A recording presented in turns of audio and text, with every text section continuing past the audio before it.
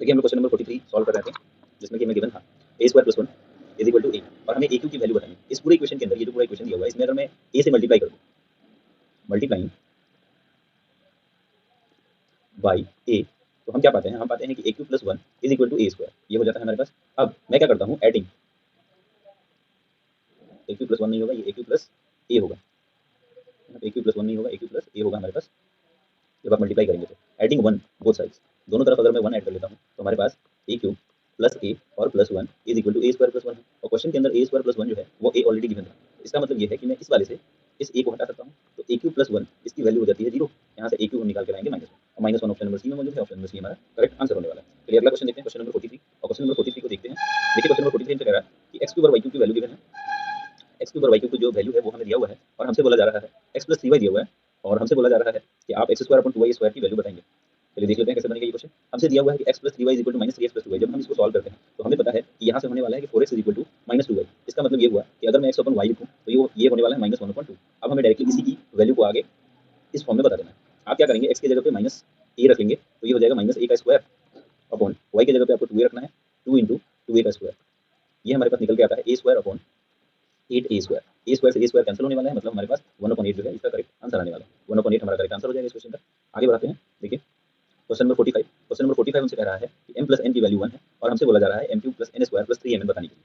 तो conditional type का ये क्वेश्चन है, हम डायरेक्टली क्या कर लेते हैं, वैल्यू यहाँ पुट कर लेते हैं m बराबर 0। m इज इक्वल टू, अगर हम यहाँ पे 0 पुट कर देते हैं तो n की वैल्यू हो जाएगी 1, और ये क्वेश्चन हमारा सेटिस्फाई हो जाएगा। उसी को हम यहाँ पे लिख लेते हैं। यहाँ पे हमारे पास 0 होगा, ये होगा 1, और ये होगा हमारे पास 0। मतलब इस क्वेश्चन का आंसर जो है वो हमारे पास 1 होने वाला है, और ये सीजीएल 2016 में पूछा गया है।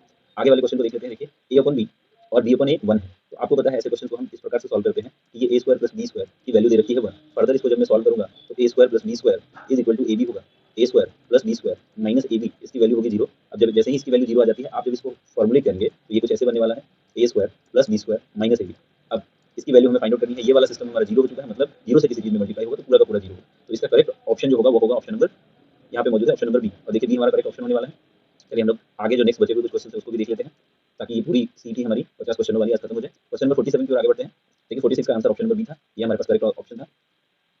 46 का ऑप्शन नंबर बी ये करेक्ट ऑप्शन है। देखिए ए प्लस बी की वैल्यू 5 है, और हमसे बोला जा रहा है कि इसकी वैल्यू आप बताएंगे। तो ए प्लस बी जब है तो आप चाहे तो इसमें वैल्यू पुटिंग से भी क्वेश्चन को कर सकते हैं, लेकिन एक ही क्वेश्चन दिया है तो रिस्क हो सकता है। तो बेहतर ये होगा कि हम जो क्वेश्चन में पूछा जा रहा है उसको पहले सॉल्व ही कर लेते हैं। तो अगर हमसे ए प्लस बी की वैल्यू दी हुई है, तो क्या मैं ए में से 3 माइनस कर दूं और प्लस बी में से 2 माइनस कर दूं, तो क्या इसको मैं 5 माइनस 5 लिख सकता हूं? इसका मतलब ये हुआ कि a माइनस 3 और प्लस b माइनस 2 जो होना चाहिए वो 0 होना चाहिए। अब दो अलग अलग वेरिएबल्स हैं जिनका सम आपस में 0 हो रहा है। इसका ये मतलब हुआ कि a की वैल्यूज जब मैं इसको 0 पुट करूंगा, यहाँ पे देखिए दो अलग अलग वेरिएबल हैं जिनका वैल्यूज हमारे पास 0 आ रहा है, तो हमसे इसके 7th पावर की वैल्यू पूछी जा रही है।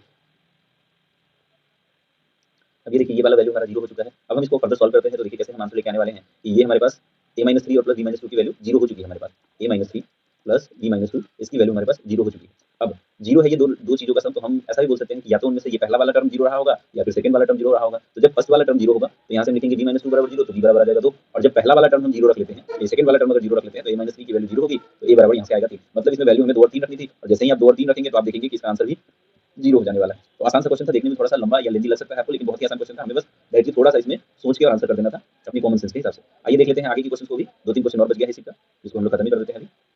48 नंबर क्वेश्चन में हमसे m माइनस n की वैल्यू 2 दे रखी है और mn दे रखा है 15। आपको ऐसा कुछ नंबर सोचना है जिनमें मल्टीप्लाई करने पे 15 आता हो और m माइनस n का डिफरेंस करने पे 2 आता हो। तो वैल्यू डायरेक्टली हमारे दिमाग में आ जाता है 5 और 3। और जैसे ही हम 5 और 3 को इस इक्वेशन में डाल के देखते हैं तो ये हमारे पास होने वाला है 2। देखिए ऐसे क्वेश्चंस को बनाने के लिए दो कंडीशन, दो अलग अलग इक्वेशन दिया हुआ था, उन कंडीशंस को हमने सेटिस्फाई कराया हुआ है। साथ ही इस वैल्यू को आप कभी भी इग्नोर नहीं करें जो क्वेश्चन में गिवन होता है। इसमें दिया हुआ है कि mn की वैल्यू जो है वो 0 से ग्रेटर है। अब हमें m square minus n square और m cube minus n cube इसका प्रोडक्ट पूछा जा रहा है। बड़े ही आसान से शब्दों में हम इसको बहुत ही आसानी से सॉल्व कर पाएंगे। देखिए 5 का स्क्वायर मतलब 25 होता है, 3 का स्क्वायर होता है 9। तो आपको बचा पता है 25 माइनस 9 जो होता है वो 16 बचता है। दूसरी तरफ 5 का क्यूब 125 और 3 का क्यूब होता है 27। तो जब आप इसको सॉल्व करने वाले हैं तो ये 98 होने वाला है। जब आप इन दोनों का प्रोडक्ट करोगे तो देखिए हम प्रोडक्ट करके बता देते हैं। ये आपको 1568 आ जाना चाहिए। ये हमारा करेक्ट आंसर होने वाला है। चलिए आगे बढ़ते हैं हम लोग अगले क्वेश्चन पे। Next question, question number 49। और ये क्वेश्चन आपने बहुत बार किया होगा, बेसिक क्वेश्चन है ये, बहुत ही आसान सा क्वेश्चन है। देखिए a प्लस b की वैल्यू हमें दी हुई है 3, और हमसे a cube b cube 9ab और -27 की वैल्यू हमसे निकालने के लिए बोल रहा है। आप कुछ भी मत करिए, सिंपली सी इस इक्वेशन को दोनों तरफ से क्यूब कर दीजिए। क्यूब करना है दोनों तरफ से, तो जब आप क्यूब करेंगे तो आप पाएंगे कि a cube plus b cube plus 3ab और a plus b is equal to 27। अब देखिए जब आप इसको और सॉल्व करेंगे तो आपको पता चलेगा कि a cube plus b cube plus a plus b की वैल्यू तो हमें 3 दी हुई थी क्वेश्चन के अंदर, तो हम इसको पूरा 9ab लिख देते हैं, इज इक्वल टू 27 आ गया। अब देखिए यहाँ से यहाँ तक की वैल्यूज हमें प्लस का 27 है और आगे -27 है। जब आप इसको सॉल्व करोगे तो ये आंसर 0 देके जाने वाला है हमारे पास, और 0 हमारा आंसर हो जाएगा। चलिए इससे आगे बढ़ते हैं। अगला क्वेश्चन हमारे पास वही वापस से क्वेश्चन है कि ए प्लस बी और a upon b plus b upon a की वैल्यू 1 है। आपको पता है कि इस क्वेश्चन में जो हम जब इसको सॉल्व करेंगे तो हमारे पास आंसर क्या होने वाला है। पहले तो इस क्वेश्चन का आंसर 0 होता था। अभी हम वापस एक बार चेक कर लेते हैं बना के। पहले आप खुद से एक बार क्वेश्चन को ट्राई करेंगे, हर एक क्वेश्चन को खुद से पहले ट्राई करना है, उसके बाद सॉल्यूशन तक जाना है। आपको पता है ये कुछ ऐसा लिखा हुआ है a square plus b square upon ab is equal to 1। इसको हम फर्दर सॉल्व करेंगे तो a square plus b square minus ab जो है वो 0 होने वाला है। हमसे इसका वैल्यू पूछा जा रहा है कि a क्यूब और b क्यूब क्या होगा, और ऑप्शन में कहीं भी हमारे पास इसका जिक्र नहीं है। तो हम क्या करेंगे, इसमें आंसर जो होगा वो 0 होगा। ये हमें पता हो चुका है अब तक की प्रैक्टिस से। अब देखिए इसी तरह के बेहतरीन क्वेश्चन सीरीज को मैं रोज लेके आता रहूंगा चैनल पे, इसीलिए चैनल को हमारे सब्सक्राइब करिए, लाइक करिए और शेयर करिए अपने दोस्तों के भी, ताकि हर किसी तक हमारी वीडियो पहुंच सके। और अगर कोई भी बच्चा कॉम्पिटिटिव एग्जामिनेशन की तैयारी करता है तो हमारे वीडियो के थ्रू उनकी मदद हो सके। चलिए इस पहली सीरीज जो थी वो प्रैक्टिस सीरीज की, वो 50 क्वेश्चन का हमने खत्म कर लिया है। जल्द ही हम लेके आएंगे दूसरी सीरीज जिसके अंदर वापस से 50 क्वेश्चन इस सीट को हम लोग खत्म करेंगे।